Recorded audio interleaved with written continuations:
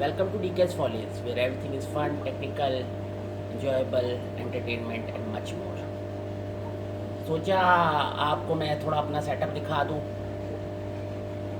कि मैं क्या कुछ रखता हूं, क्या कुछ करता हूं और कितनी सेटअप और सिस्टम मेरे पास हैं, ताकि सारे ये ना समझे कि जी मैं बस एक बाल्टी के अंदर मछलियाँ पाल रहा हूँ।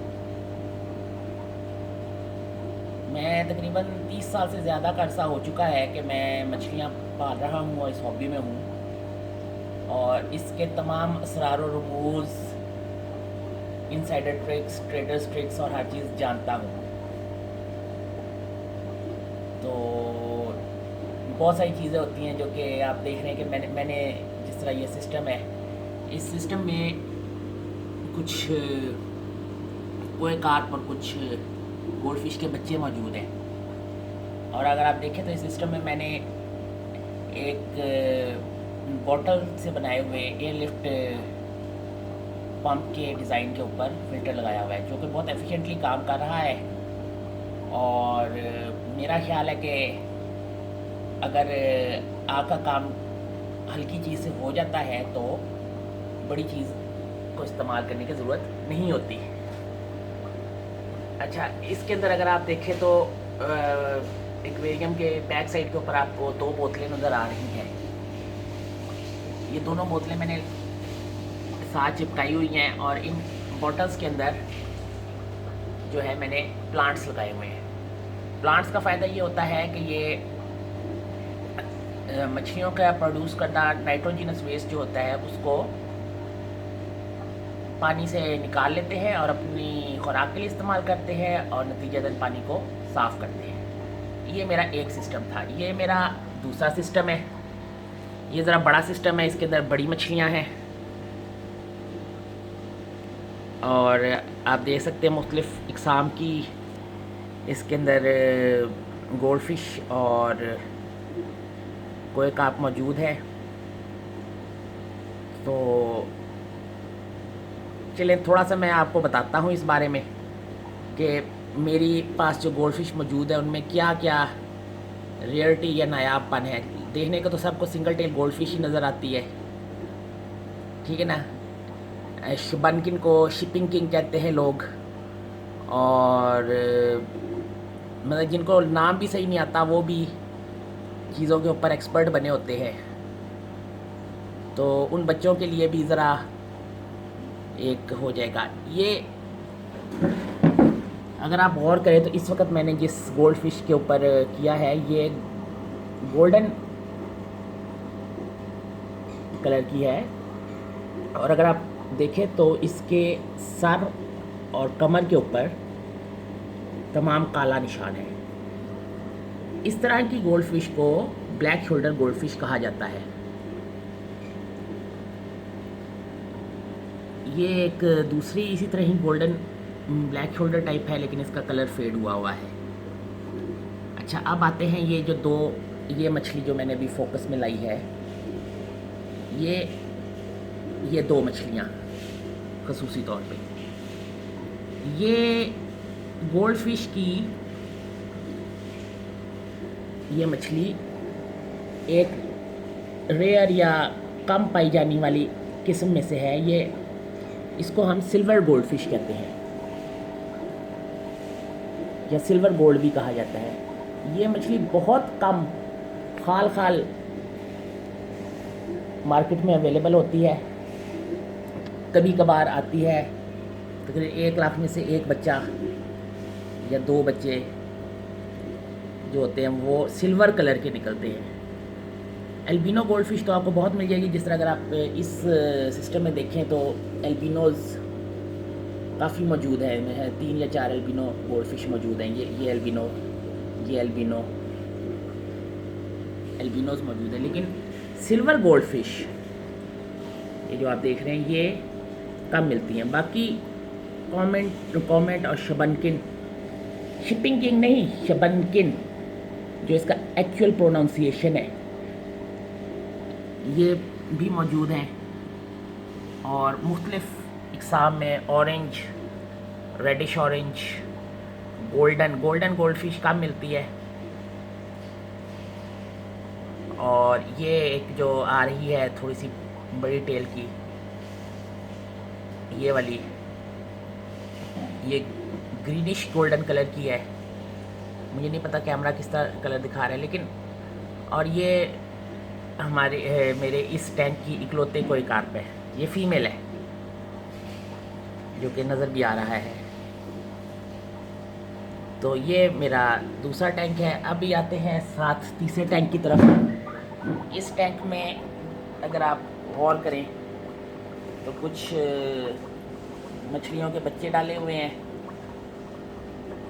और मैंने इसके अंदर प्लांट्स उगाए हुए ताकि बच्चे आराम से उसके अंदर छुप जाए और बड़े हो जाए। इसी के साथ ये दो मैंने सिस्टम इकट्ठे करके सिंगल सिस्टम बनाया है। ये सिस्टम है, इसके अंदर आप देखें तो ये मयूरी मेल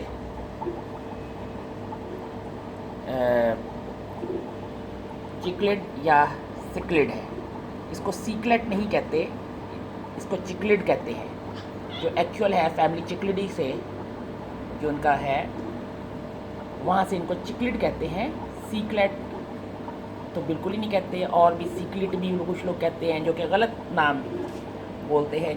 असल प्रोनाउंसिएशन भी नहीं पता होती, लेकिन एक्सपर्ट बने होते हैं। और इसकी फ़ीमेल जो है मेरे ख्याल में इस वक्त हाइडिंग में है, उधर पीछे अगर शाय है या अंदर छुपी हुई अगर नज़र आ जाती है तो ये मेरे पास ब्रीडिंग पेयर है। मैं सेट लाया था इसका, मगर दूसरी जो फ़ीमेल थी उसको इन्होंने बहुत ज़्यादा हरास किया, नतीजतन मुझे वो हटानी पड़ी और इन दोनों को अलहदा ब्रीडिंग सेटअप के लिए रखना पड़ा। अच्छा, अब इसके बाद आते हैं इधर। ये सेटअप जो है इसके अंदर अगर आप गौर करें तो ये मैंने तकरीबन काफ़ी ज़्यादा गोश्त श्रिम्प या ग्लास श्रिम्प रखे हुए हैं। ये ब्रीडर सेटअप है। ये जिसको आप देख रहे हैं ये एक फ़ीमेल है, इसने हाल ही में अंडे रिलीज़ किए हैं। ये जो दो आपको नज़र आ रहे हैं ये दोनों मेल हैं। वो पीछे वो भी फ़ीमेल है जिसने अंडे रिलीज़ किए हैं, और शायद इसने ताज़ा अंडे रिलीज़ किया आज ही, शायद कल या परसों तक मुझे इस सेटअप में बच्चे भी मिल जाए। इसी तरीके से अगर आप गौर करें, ये साथ दूसरा सेटअप है मेरा, तो इसके अंदर ये छोटे छोटे से बच्चे नज़र आ रहे हैं। ये बच्चे जो हैं वो लाइव बेयर फ़िश एक होती है जिसको हम कहते हैं मॉलीज़। तो ये मॉलीज़ के बच्चे हैं। तो इस सिस्टम में मैंने मॉलीज़ के बच्चे रखे हुए हैं जो कि बड़ी खुशी से इधर रह रहे हैं। उसके बाद हम इधर आते हैं। इधर ये मेरे पास गोल्डन बूना और आटा चिकलिड्स है। ये फ़ीमेल सेटअप है। इस सेटअप में सिर्फ फीमेल्स मौजूद हैं और मेल जो है वो दूसरे सेटअप में मौजूद है। मेल्स जो कि सिंगल रखना होता है तो उसको छोटे सेटअप में अलहदा रखा हुआ है। अभी मैं ब्रीडिंग नहीं करवा रहा इनकी, फ़ीमेल्स अलहदा रखी हुई हैं और मेल्स को अलहदा रखा हुआ है। और ये मेरा जो है दोस्त, इसका नाम मिस्टर ग्रम्पी है। ये आमतौर पे मैं जब लाइव फीडिंग करता हूँ उसके लिए और दूसरे मतलब इनको ट्रिक्स वगैरह सिखाई हुई हैं कुछ, तो उनकी ट्रिक्स दिखाने के लिए। तो ये ट्रेंड फ़िश है, गोश्तखोर है, ट्रेंड है। पाकिस्तान में तो हम कहते हैं जी डॉला है जी छड्डो, मगर इंटरनेशनल मार्केट में और इंटरनेशनल फ़िशिंग हॉबी में इसकी काफ़ी जो है वो पजीराई है।